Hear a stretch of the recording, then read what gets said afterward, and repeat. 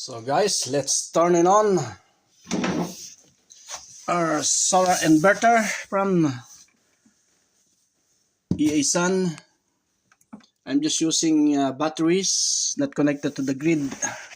So let's on that and then turn this on.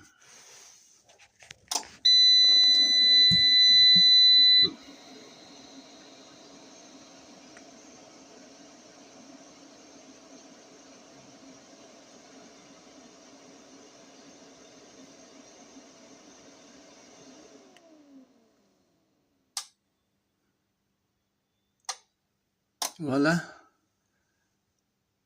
The voltage of the battery is 26.3 and then the output is 230 volts. Look, there is no grid and solar panel, only the battery. So, connected it today, going up my computer and my TV upstairs.